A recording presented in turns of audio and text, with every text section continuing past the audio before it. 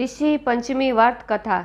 नियम पूर्वक व्रत तथा पूजन करने से सर्वमुख आरोग्यता, समृद्धि, यश, धन, धान्य, संतान, वैभव तथा विजय की प्राप्ति होती और अंत में मोक्ष मिलता है। व्रत का विधान: व्रत वाले दिन ब्रह्म मुहूर्त में उठकर किसी नदी या जलाशय में स्नान करें। जब स्नान करके पवित्र हो जाए तो रेशमी धोती धारण करें। मन में व्रत का निश्चय करके आंगन में वेदी बनाकर शुद्ध मन से पंचामृत तैयार करें। तब अरुंधति सहित सप्त ऋषियों को उस पंचामृत में स्नान कराएं। फिर शुद्ध वस्त्र से उनको सुखाकर उनके आसन पर विराजमान करें। तब सप्त ऋषियों के निमित्त चंदन, अगर, कपूर आदि की गंध देवे, फूल चढ़ाए और उनके सम्मुख दीपक जलाकर हाथ जोड़कर उनसे प्रार्थना करें कि आप मुझ पर कृपा करें और मेरे द्वारा निवेदित इस पूजा को स्वीकार करें। भगवान को भोग लगाकर प्रसाद समस्त बंधु बांधवों तथा कथा सुनने वालों में बांटे। ऋषि पंचमी की कथा। एक समय राजा सिद्धांत धर्म का अर्थ जानने की इच्छा से ब्रह्मा जी के समीप गए और उनके चरणों में शीश नवाकर बोले, हे आदिदेव, आप समस्त धर्मों के प्रवर्तक और गूढ़ धर्मों के जानने वाले हो। आपके मुख से धर्म चर्चा श्रवण कर मन को महान शांति मिलती है, भगवान के चरण कमलों में प्रीति बढ़ती है। वैसे तो आपने मुझे नाना प्रकार के व्रतों के विषय में उपदेश दिए हैं। अब मैं आपके मुखारविंद से उस श्रेष्ठ व्रत को सुनने की अभिलाषा रखता हूँ जिसके करने से प्राणी के समस्त पापों का नाश हो जाता है। राजा के इन वचनों को सुनकर ब्रह्मा जी ने कहा, हे नृपश्रेष्ठ, तुम्हारा प्रश्न अति उत्तम और धर्म में प्रति जाने वाला है। मैं तुमको समस्त पापों को नष्ट करने वाला सर्वोत्तम व्रत सुनाता हूँ। ये व्रत ऋषि पंचमी के नाम से विख्यात है। इस व्रत को ग्रहण करने वाला प्राणी अपने समस्त पापों से सहज ही छुटकारा पा लेता है। उसे नरक में कदापि नहीं जाना पड़ता। इस व्रत का एक अति प्राचीन इतिहास और भी है। उस इतिहास को मैं तुम्हारे सम्मुख वर्णन करता हूँ। एक समय की बात है कि विदर्भ देश में उन्तक नामक ब्राह्मण अपनी पतिव्रता पत्नी के साथ निवास किया करता था।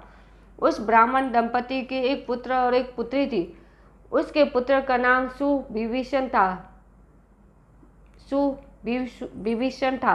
वो कुशाग्र और तीक्ष्ण बुद्धि वाला था। उसने अल्पकाल ही में चारों वेदों को पढ़ लिया। हे राजन, उन्तक ने अपनी पत्नी को परामर्श से अपनी पुत्री का विवाह एक सुयोग्य ब्राह्मण कुमार के साथ कर दिया। किंतु भगवान की गति ही कुछ ऐसी थी कि कन्या विवाह के 1 माह पश्चात ही विधवा हो गई।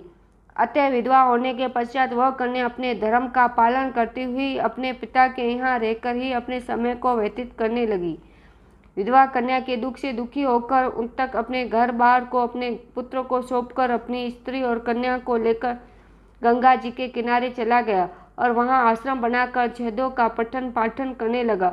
उसके पास कुछ ब्राह्मण भी वेद पढ़ने के लिए आने लगे और वहीं रहने लगे। कन्या भी अपने धर्म का पालन करती हुई अपना समय व्यतीत कर रही थी। वह नित्य प्रति मन लगाकर माता पिता की सेवा करती। एक दिन समस्त कार्यों से थक कर वह एक शिला पर आराम करने के लिए लेट गई। थकान के कारण उसको अपने शरीर की शुद्धि भी न रही। भगवान की गति से अर्धरात्रि के समय एकाएक उसके शरीर में कीड़े उत्पन्न हो गए। शिष्यों ने जब उस कन्या के शरीर पर कीड़ों को देखा तो उन्होंने जाकर अपनी गुरु पत्नी को बताया। कन्या के शरीर में कीड़े पड़ जाने की बात सुनकर ब्राह्मणी कातर स्वर से विलाप करती हुई उसी शिला के पास पहुंची जहाँ उसकी कन्या बेसुध पड़ी थी। उसके शरीर पर कीड़ों को देखकर बहुत दुखी हुई और विलाप करते करते वह ब्राह्मणी अचेत हो गई। जब उसे चेत हुआ तो उसने सोती हुई कन्या को गोदी में उठाया और अपने पति उन्तक के सामने ले जाकर रख दिया। कन्या की दिशा को देखते हुए ब्राह्मणी ने अपने पति से कहा, हे स्वामी, आप कृपा करके मुझे ये बताएं कि मेरी इस साध्वी कन्या की दुर्दशा किस दुष्कर्म के कारण हुई। अपनी भार्या की बातों को सुनकर उन्तक मुनि थोड़ी देर के लिए शांत होकर हृदय में भगवान का ध्यान करने लगे। उन्होंने अपनी ज्ञान शक्ति के द्वारा कन्या के पूर्व जन्म के समस्त वृत्तांतों को जान लिया। तब वे अपने नेत्रों को खोलकर बोले, हे प्रिय, ये कन्या अपने पहले जन्म में एक ब्राह्मणी थी। उस समय इसने रजस्वला होते हुए भी एक समय घर के घड़े आदि बर्तनों को छू लिया। उसी पाप के कारण इसके शरीर में कीड़े पड़ गए। इसने शुद्ध होने के बाद अपनी सखियों के साथ ऋषि पंचमी व्रत को देखकर भी उसका आदर नहीं किया था। व्रत के दर्शन के प्रभाव से तो इस जन्म में इसको उत्तम ब्राह्मण कुल तो प्राप्त हुआ, परंतु उस व्रत का तिरस्कार करने के कारण इसके शरीर में कीड़े पड़ गए। मुनि के वचनों को सुनकर सुशीला बोली, हे स्वामी, जिस व्रत के दर्शन मात्र से आपके सामने ब्रह्म तेजमय उत्तम कुल में इसका जन्म प्राप्त हुआ और जिसका तिरस्कार करने से शरीर कीड़ों से भर गया, उस मान आश्चर्यजनक व्रत को आप कृपया करके मुझे सुनाए। उन तक प्रसन्न होकर बोले, हे सुशीले, वह व्रत समस्त व्रतों में उत्तम है। इसके प्रभाव से समस्त पाप नष्ट हो जाते हैं। इस व्रत को धारण करने वाला निश्चय ही दैहिक, भौतिक और दैविक तीनों प्रकार के कष्टों से छूट जाता है। व्रत को धारण करके स्त्री सौभाग्य को प्राप्त करती है। यह मान व्रत भादो मास के शुक्ल पक्ष में पंचमी को होता है। इस व्रत के प्रभाव से उसे अपने पूर्व जन्म का स्मरण रहता है। ऋषि पंचम कथा। देवेश, मैंने आपके मुख से अनेकों व्रतों का श्रवण किया है। अब आप कृपया करके पापों को नष्ट करने वाला कोई उत्तम व्रत सुनाए। राजा के इन वचनों को सुनकर श्री कृष्ण जी बोले, हे राजेंद्र, अब मैं तुमको ऋषि पंचमी का उत्तम व्रत सुनाता हूँ, जिसको धारण करने से स्त्री समस्त पापों से छुटकारा प्राप्त कर लेती है। हे राजन, पूर्व समय वर्तासुर का वध करने के कारण इंद्र के उस पाप को 4 स्थानों पर बांटा गया। पहला अग्नि की ज्वाला में, दूसरा नदियों के बरसाती जल में, तीसरा पर्वतों में और चौथा स्त्री के रज में। उस रजस्वला धर्म में जाने अनजाने में उससे जो पाप हो जाते हैं, उनकी शुद्धि के लिए ऋषि पंचम व्रत करना उत्तम है। यह व्रत समान रूप से चारों वर्णों की स्त्रियों को करना चाहिए। इसी विषय में एक प्राचीन कथा का वर्णन करता हूँ। सतयुग में विदर्भ नगरी में सौजनित नामक राजा हुए। वे प्रजा का पुत्रवत पालन करते। उनके आचरण ऋषि के समान थे। उनके राज्य में समस्त वेदों का ज्ञाता, समस्त जीवों का उपकार करने वाला सुमित्र नाम का एक कृषक ब्राह्मण निवास करता था। उनकी स्त्री जयश्री पतिव्रता थी। ब्राह्मण के अनेक नौकर चाकर भी थे। एक समय वर्षा काल में जब वह साध्वी खेती के कामों में लगी हुई थी, तब वह रजस्वला भी हो गई। हे राजन, उसे अपने रजस्वला होने का भास हो गया, किंतु फिर भी वह गृहस्थी के कार्य में ही लगी रही। कुछ समय के पश्चात दोनों स्त्री पुरुष अपनी अपनी आयु भोगकर मृत्यु को प्राप्त हुए। जयश्री अपने ऋतु दोष के कारण कुतिया बनी और सुमित को रजस्वला स्त्री के संपर्क में रहने के कारण बेल की योनि प्राप्त हुई।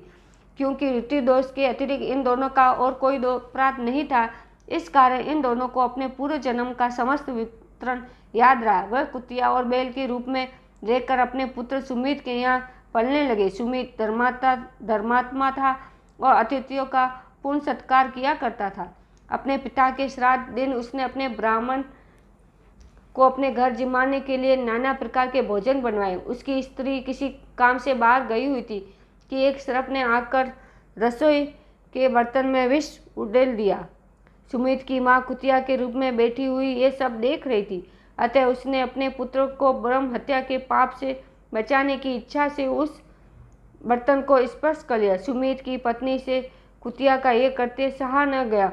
उसने एक जलती लकड़ी कुतिया को मारी। वह प्रतिदिन रसोई में जो जूठन आदि से रहता था, उस कुतिया के सामने डाल दिया करती थी, किंतु उस दिन से क्रोध के कारण वह भी उसने नहीं दिया।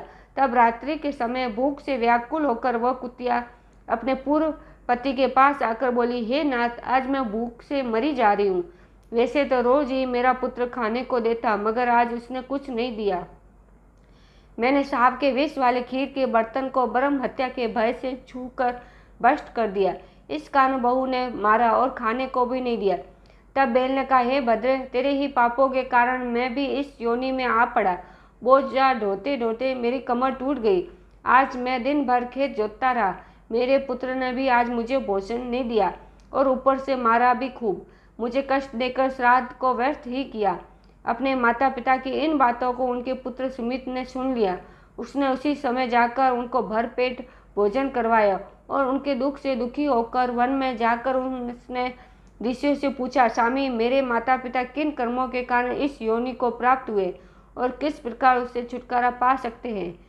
सुमित ने उन वचनों को श्रवण कर सरतपा नामक महर्षि दया करके बोले, पूर्व जन्म में तुम्हारी माता ने अपने ऋतुकाल में और क्रोध के स्वभाव के कारण रजस्वला होते हुए भी गर्भ गृहस्थी की समस्त वस्तुओं को स्पर्श किया और तुम्हारे पिता ने उसका स्पर्श किया, इसी कारण वह कुतिया और बैल की योनि को प्राप्त हुए। तुम उनकी मुक्ति के लिए ऋषि पंचमी का व्रत धारण करो। श्री कृष्ण बोले, हे राजन, मैं ऋषि शरतप्पा के इन वचनों को श्रवण कर सुमित अपने घर लौट आया और ऋषि पंचमी का दिन आने पर उसने अपनी स्त्री सहित उस व्रत को धारण किया और उस व्रत के पुण्य से उसके माता पिता को वो पुण्य दे दिया। व्रत के प्रभाव से उसके माता पिता दोनों ही पशु की योनियों से मुक्त हो गए और स्वर्ग चले गए। जो स्त्री इस व्रत को धारण करती है वह समस्त दुखों को भोग कर सुखों को पाती है। ये ऋषि पंचमी की